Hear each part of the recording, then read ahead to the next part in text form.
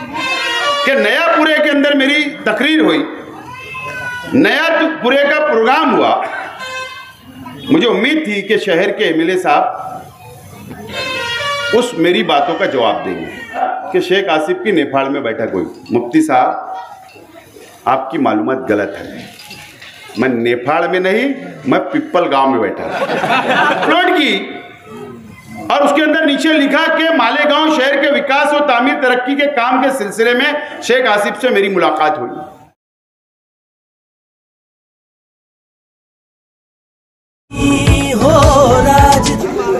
मंच पे तशरीफ फरमा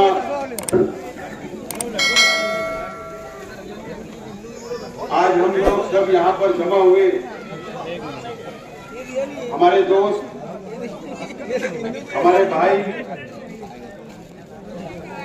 साबिक कारपोरेटर सैयद सलीम गैरिजवाला साहब के इस्तेकबाल के लिए ऐसे हमारे सैयद सलीम साहब, मंच पे तशरीफ फरमा सलीम अनवर साहब, निसार भाई बंगारवाला साहब, सलीम टैक्सी वाला साहब, बाबू भाई फकीर मोहम्मद खान साहब, फकरा हाजी साहब, निहाल हाजी, जलील शाह साहब, अतीक हाजी, आसिफ भाई, फारूक भाई, मंच पे सलीम लस्सन वाला साहब, आरिफ पहलवान, अज्जू लस्सन वाला,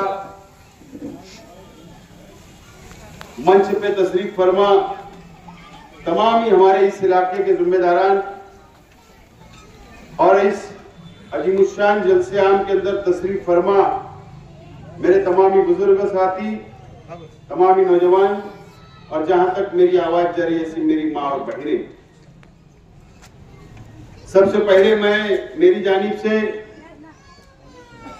शहीद अब्दुल हमीद रोड के तमाम ही जिम्मेदारान की जानिब से, अहलियान शहर की जानिब से सैयद सलीम साहब, उनके तमाम ही बिरादरान, तमाम ही उनके बच्चे, उनके परिवार, उनके दोस्त और उनके कार्यकर्ताओं का आज जो उन्होंने तारीखी फैसला लिया ऐसे वक्तों में जब हमारे सामने असेंबली का इलेक्शन है और शेख रशीद साहब से उनको जाति लगाव था। मैंने मेरी आंखों से देखा कि शेख रशीद साहब वो अलग पार्टी में भी थे तो हमेशा शेख रशीद साहब का जाति लगाव सैयद सलीम साहब और उनके परिवार से हमेशा रहा। असल में आज अहमियत इस बात की है कि सैयद सलीम साहब शेख रशीद साहब के जाने के बाद ऐसे वक्त में हमारे परिवार के साथ खड़े हैं और हमारा साथ देने का फैसला किया। मैं उनका शुक्रिया अदा करता हूं कि ऐसे वक्त में कोई खड़े नहीं रहता। मैं इस्तेकबाल करता हूं, वेलकम बोलता हूं और इस उम्मीद के साथ, और आज जो मंच मेरे सामने नजर आ रहा है मुझको, ये बैठे हुए या हमारे सभी साथी यहां बैठे हुए हैं, आप लोग कि शहीद अब्दुल हमीद रोड पर इंशाअल्लाह आने वाले असेंबली के इलेक्शन में वन साइड इंशाअल्लाह आप लोग मेरे लिए मेहनत करेंगे, जद्दोजहद करेंगे और मुझे वोट देकर कामयाब करेंगे, ऐसा मुझे आज लग रहा है। सैयद सलीम साहब 6 नंबर वार्ड से चुन कर आए और मैंने उनके काम करने का तरीका देखा। आवामी काम, गरीबों का काम, तामीरी काम, पुलिस स्टेशन का काम, कॉरपोरेशन का काम या पंचायती मामला हो, हमेशा वो पेश रहे, बढ़ चढ़कर हिस्सा लेते रहे। कई हमारा पंचायती मामले के अंदर कई मसाइल के सामना आमना हुआ तो मैंने देखा कि एक तड़पदार कार्यकर्ता, एक तड़पदार कारपोरेटर ऐसा ही होना चाहिए जो आवाम की खिदमत करे, और यकीनन हमको उसका फायदा, सैयद सलीम साहब आज हमारे साथ है, यकीनन हमको उसका फायदा मिलेगा, मुझे उम्मीद है। और सैयद सलीम साहब को और उनके परिवार को, उनके तमाम ही साथियों को मैं ये यकीन दिलाता हूं कि जो भी वादा मैंने आपसे किया हूं, हमारे अपने शहीद अब्दुल हमीद रोड की तामीर और तरक्की के लिए, इस इलाके की तामीर और तरक्की के लिए इस इलाके की एक एक बस्ती के लिए, और जो वादा मैंने आप और हमारे परिवार और आपके बीच के अंदर जो बातें हुई, इंशाल्लाह उसको मैं पूरा करने की पूरी कोशिश करूंगा। आप इत्मीनान रखें। और आपको ये दिख रहा होगा, ये हमारे तमाम ही साथी आपके आने से खुश है, नाराज नहीं है।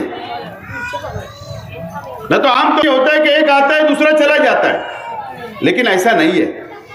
आज सब लोगों ने एक मिशन हाथ में लिया है, यह तय करने के लिए कि आने वाला असेंबली का इलेक्शन हर हाल में शेख आसिफ को चुनकर लाना है और ये शहर को बचाना है। इसके लिए आज एक सब मंच के ऊपर आए हुए हैं। सामने असेंबली का चुनाव है और मैंने आजाद उम्मीदवारी करने का फैसला किया। राष्ट्रवादी कांग्रेस पार्टी ने इस्तीफा दे दिया।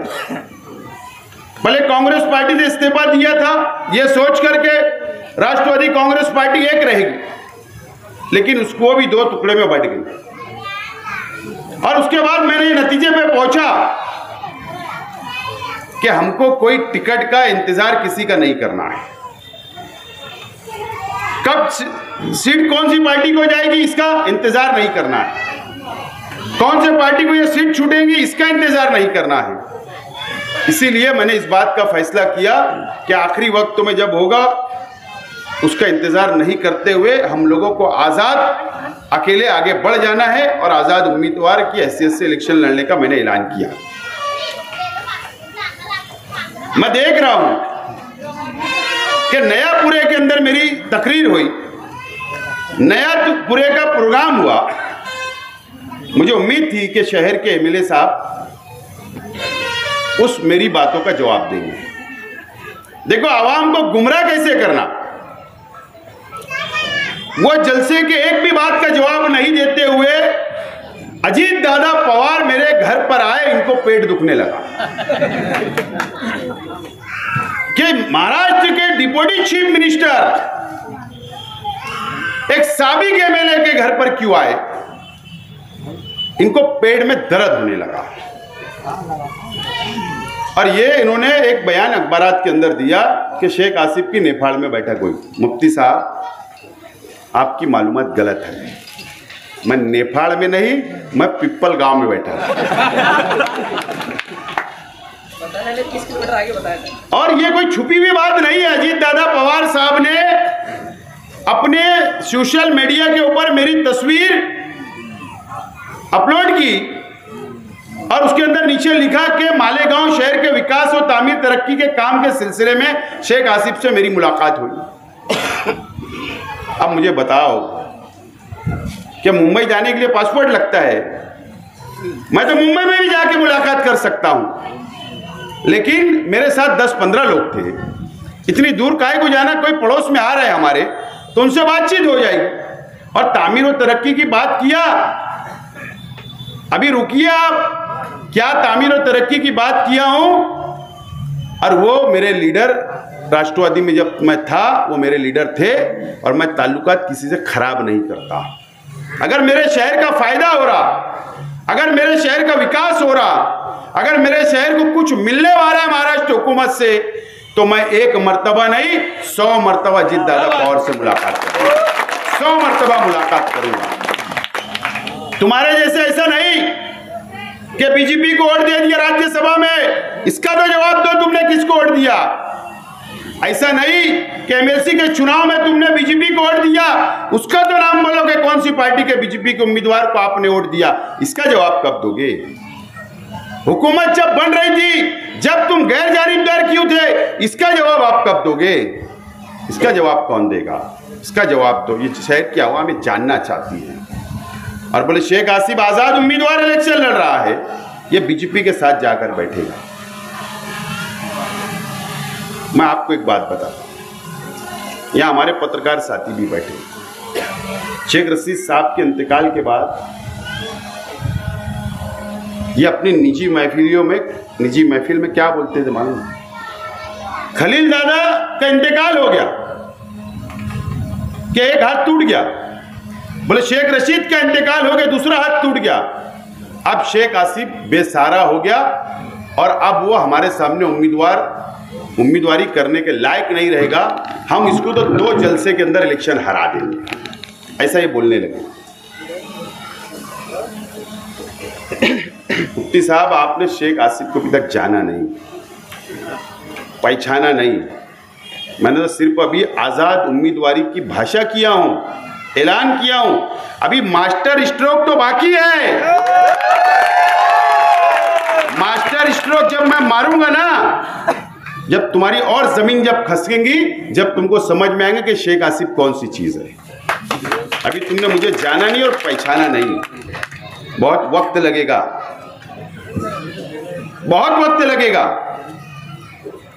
और अल्लाह का करम है, आज भी बोल रहा हूं, लेकिन मेरा रास्ता बदल चुका है, मैं उस रास्ते पे नहीं जाऊंगा कि अगर शेख आसिफ ने आज चाह लिया कि कोई भी एक पार्टी का टिकट लेने के लिए, तो वो टिकट हासिल कर सकता है। इतना अल्लाह का करम से मेरे अंदर मुझे कॉन्फिडेंस है, इतना मैं जिम्मेदारी से बोल सकता हूं।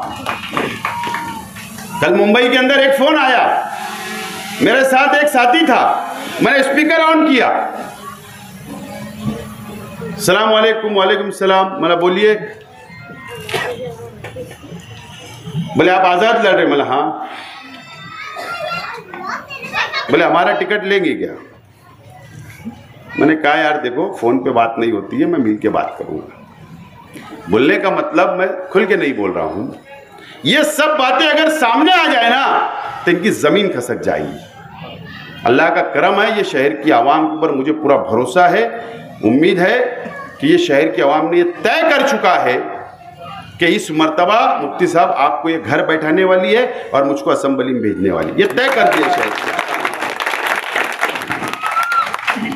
यहां वो बात करने का मौका नहीं है, लेकिन मैं बता रहा हूं, अजीत दादा पवार साहब आए 10 तारीख को, 10 तारीख को आए। पावरलूम तंजीमों के 4-5 जिम्मेदारों ने मेरे साथ में एक मेमोरेंडम दिया कि जो 12 जुलाई को वजीर आला साहब ने सब्सिडी का बोले ऐलान किया, 1 महीना गुजर गया, 1 महीने में सब्सिडी तो नहीं मिली, और जो बिल तकसीम हुई पावर की तो उसके अंदर सब्सिडी गायब। और अजीत दादा पवार साहब आ गए, हमने कहा कि सब्सिडी गायब हो गई, सब्सिडी मिलना चाहिए बुनकरों को। अजीत दादा पवार साहब ने कहा कि परसों मीटिंग लगा रहा हूं, आप आ जाओ। और वो 11 तारीख को जब मुंबई गए तो उन्होंने कैबिनेट थी, और कैबिनेट के अंदर उनकी खुद की तजवीज़ है, अजीत दादा पवार साहब की खुद तजवीज़ उन्होंने रखा कि सब्सिडी बुनकरों को मिलना चाहिए, और फैसला हुआ और अखबार के अंदर खबर आई। ये बौखला गए, बोले हमको फोन आया, जीआर निकल गया। कैसे 10 साल आप मिले थे, कहां है जीआर? बताइए आप, जीआर कहां आया? तुमने घबराहट में ऐलान कर दिया कि जीआर आ गया, जीआर निकल गया। कल मैं वहां पर था, सुबह में मीटिंग हुई 10:30 बजे। टेक्सटाइल मिनिस्टर हसन मुशर्रफ साहब मिनिस्टर, अजीत दादा पवार साहब, इच्चल करंजी के एमएलए, इच्चल करंजी के एमपी, और कम से कम 5 डिपार्टमेंट के आईएएस ऑफिसर मीटिंग हुई। और मीटिंग के अंदर हमने बात रखी दूसरे मसाइल के ऊपर, और यह फैसला हुआ कि आने वाले कैबिनेट के अंदर जो फैसला हुआ 11 तारीख को, वो कैबिनेट का फैसले की प्रोसीडिंग मिनट्स वो मंजूर होगी आने वाली कैबिनेट में, और उसके बाद हम जीआर निकालेंगे और उसमें कोई भी प्रॉब्लम नहीं होगा। एक तरफ तुम बुनकरों को भी धोखा दिया, शहर की आवाम को भी आपने धोखा दिया, और उसके बाद भी आपका झूठ ये शहर की आवाम के सामने आते जा रहा है, आते जा रहा है। और अभी आने वाले दिनों के अंदर आप मजीद झूठ बोलोगे, इल्जामात लगाओगे, क्योंकि आपकी जमीन खसक रही है। अगर तुम तामीर और तरक्की की बात करो मुफ्ती साहब, आप शहर के मुफ्ती और आलिम हो, आप झूठ फसाद मत बोलो। ये शहर आपको समझ चुका है, आप कम से कम सच्चाई बोलो, सच्चाई को कबूल करो। ये बताओ तुमने शहर के लिए क्या किया, ये शहर को आपने क्या दिया, आप किस बुनियाद पर आपने तीसरे मास की बुनियाद रखी, आपका मकसद क्या था, ये बताओ। ये शहर को कैसे आप भटक गए। मैं ताज्जुब की बात है, मैं कोई जमीयतुल उलमा की मेरी कोई दुश्मनी नहीं है, मैं बहुत एहतराम करता हूं, आदर करता हूं। कल मैंने अखबार के अंदर खबर पढ़ा कि जमीयतुल उलमा ने डीवाईएसपी साहब को मेमोरेंडम दिया कि 15 अगस्त के अंदर जो नौजवान गाड़ी के ऊपर रेस लगाते हैं, शोर शराबा करते हैं, अब उनके ऊपर पाबंदी लगाई जाए। देखो किसने दिया, मालिक सेठ बकरा, मक्की सेठ जिम्मेदार थे, मुफ्ती साहब नहीं थे। मैं आज मुशायरे चौक के तरफ से गुजर रहा था, हुल्लड़बाजी शोर शराबा मुफ्ती इस्माइल साहब खुद करते हुए जा रहे थे। तुम कौन से रास्ते पे शहर के नौजवानों को लेकर जा रहे हो? किसको बताते हैं कि हम देशभक्त हैं? कोई शक है क्या आपको? अरे वहां दावतनामा मुझे भी आता, मैं नहीं जाता। तुमको घुसने की आदत है, कहीं भी घुसो। ये शहर के नौजवानों को आप गलत रास्ता बता रहे हो। ये शहर के नौजवानों को आप हुल्लड़बाजी के ऊपर उकसाते हो। ये शहर के नौजवानों का मुस्तकबिल तुम खराब कर रहे हो। ये शहर के नौजवानों को तुमने कोई नौकरियां नहीं दी। ये शहर के नौजवानों को तुमने कोई कलम नहीं दिया। ये शहर के नौजवानों को तुमने किताबें नहीं दी। ये शहर के नौजवानों का मुस्तकबिल बनाने के लिए कोई बड़ा काम अंजाम नहीं दिया। आपने कोई स्टडी सेंटर नहीं दिया, आपने कोई तामीर काम नहीं दिया, आपने कुछ नहीं किया। बस इस शहर को तुमने उलझा के रखा और ये शहर के नौजवानों को गलत रास्ते पर ले जाने का काम आपने किया है। सिर्फ इसका जवाब आपको देना पड़ेगा। आप गुमराह कर रहे हो शहर को। बंद करिए ये चलने उलने वाला नहीं है शहर के अंदर। मुफ्ती साहब विकास और डेवलप पे बात करो, हम तैयार हैं। आप सामने आमने बोलेंगे, सामने आमने तैयार है। आपका मंच होगा, मैं आने के लिए तैयार हूं। लेकिन तामीर और तरक्की पे बात करो, विकास डेवलप पे बात करो। शहर का मुस्तकबिल कहां जा रहा है? फिरका परस्ती बढ़ती जा रही है। मैंने कहा पीछे एक मीटिंग के अंदर कि मुझे बताओ, अगर तुम संजीदगी से ये शहर के नौजवानों ने, या शहर के बुजुर्गों ने, या शहर के तालीम याफ्ता लोगों ने अगर बैठ के संजीदगी से सोचा, तो मेरा सवाल है, बहुत बड़ा सवाल हो सकता, मेरी जिंदगी हो ना हो, आगे मुस्तकबिल के अंदर आप सोचो, ये शहर का मुस्तकबिल कहाँ जा रहा है? बताओ मुझे। आज मुझे बताओ, ये मकानात हैं, बस्ती मुकम्मल, यहाँ पे अभी एक प्लॉट नहीं है। शहर कंजेस्टेड होते जा रहा है। शहर नदी की उस साइड तो नहीं बढ़ेगा, शहर इधर ही बढ़ेगा, फाटेगा। पूरी तरीके से जमीन तंग करने का काम हमारा किया जा रहा है। लेआउट नहीं मंजूर हो रहे, जमीनों पे लैंड जिहाद का नाम चढ़ाया जा रहा है। MIDC को रोका जा रहा है। हमारे व्यापार आगे नहीं बढ़ेंगे, शहर तरक्की नहीं करेगा, इस तरीके से जकड़ने का काम किया जा रहा है। ये शहर को यौले जैसा बर्बाद करने की साजिश बीजेपी और फिरका परस्त पार्टियां कर रही है। मुफ्ती साहब, तुमने 5 साल उनका कोई जवाब नहीं दिया। मैं जिम्मेदारी से बोलता हूं, मैं अपने आप को बहुत उत्तम नहीं समझता, लेकिन इतना जरूर बोलता हूं कि अगर फिरका परस्त पार्टियों के MLA लोगों का जवाब देना है तो असेंबली के अंदर आप मुझको भेजकर 5 साल का सिर्फ मौका दो। 5 साल का। दादा भुसे साहब ने पूरी MIDC को यहां खत्म कर दिया, 40 गांव फाटे की, और आजंग वड़ेल में लेके चले गए। ये क्या है? अगर MIDC होती तो जरूरी नहीं है पावरलूम कारखाने के लिए तुम छोटा प्लास्टिक का कोई खिलौना बनाने की मशीन डाल सकते थे, कोई डाई बनाने की मशीन डाल सकते थे, कोई भी चीज के तुम फ्रूट की कोई आइटम बना सकते थे, छोटा मोटा धंधा रोजगार तुम कर सकते थे। लेकिन आज MIDC की सब्सिडी खत्म हो गई। ये शहर कहां जा रहा है? हम जहां खड़े थे वहीं है। कुसुम्बा रोड के लोग भंगार के लिए सुबह निकलते हैं, भंगार कलेक्शन करके ला के देते, ये वहीं है। ये आगे नहीं सोच रहे। जो लोग फ्रूट और सब्जी लेकर जाते हैं वो लोग वहीं है, वो आगे नहीं सोच रहा। आज कितनी तकलीफ है बाहर गांव के अंदर सब लोगों को। तो ये शहर को कौन बचाएगा? ये शहर को कौन संभालेगा? ये शहर की कौन नुमाइंदगी करेगा? कौन असेंबली में आवाज उठाएगा? ये आप लोगों को फैसला करना है, शहर के आवाम को फैसला करना है। मैं तो हैरान रहता हूं कि अंधी अकीदत की भी एक हद होती है। अंधी अकीदत की भी एक हद होती है। मैं देख रहा हूँ माफ़ी के साथ, आप लोग भी अखबार पढ़ते हैं, यूट्यूब देखते हैं। 5 साल मेरे साथ अखबारात के कुछ लोग और कुछ मीडिया वाले अच्छे रहते हैं, माफ़ करना, 5 साल अच्छे रहते हैं, 5 साल, लेकिन ना जाने असेंबली का चुनाव आया कि कलम के अंदर या हाथ में क्या हो जाता, मैं तो हैरान हूँ, बहुत हैरान हूँ। ये ना इस तरीके से माहौल बनाने की साजिश की जाती। खैर आइंदा कभी बोलूंगा, लेकिन ये आप लोग देखो कि शहर के अंदर जब इलेक्शन करीब आता तो क्या क्या हथकंडे इस्तेमाल किए जाते हैं, क्या क्या हथकंडे इस्तेमाल किए जाते हैं। मैं आप लोगों से अपील करता हूँ, एक मौका मुझे दो।